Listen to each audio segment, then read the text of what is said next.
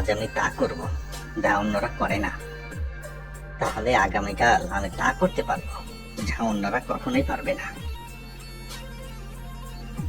সময় থাকতে সবকিছু অর্জন করতে হয়, নয়তো শেষ জীবনে আক্ষেপ রয়ে যায়।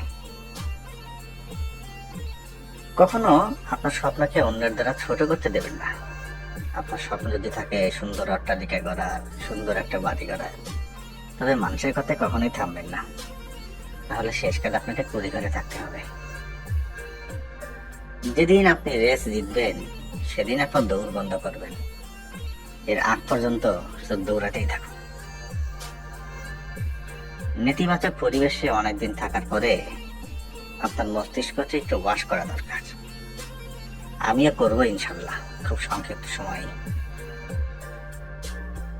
আপনি কি চান এবং আপনার কি চাওয়া উচিত তা আগে থেকে নির্বাচন করুন। অন্যরা আপনার সম্পর্কে কি ভাবছে তার চেয়ে আপনি নিজেকে কি ভাবছেন সেটাই ব্যাপারটা বেশি গুরুত্বপূর্ণ। নিজের সম্পর্কে ভালো ধারণা রাখুন,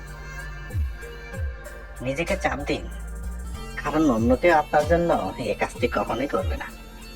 নিজের কাজ নিজেকেই করুন। আপনার মস্তিষ্ক হলো আপনার সবচেয়ে গুরুত্বপূর্ণ মূল্যবান সম্পদ, তাই অত্যন্ত সাবধান হন আপনি এর ভিতরে কি রাখছেন। মানুষ আপনাকে পাথর ছুড়বে, তাদেরকে কখনো ফিরে পাথর নিক্ষেপ করবেন না, বরং তাদের ছোড়া পাথরগুলো সংগ্রহ করুন এবং একটা অট্টালিকা গড়ে তুলুন। আপনি অন্যদের সাথে মিশতে পারার আগে আপনাকে প্রথমে নিজের সাথে মিশতে জানতে হবে।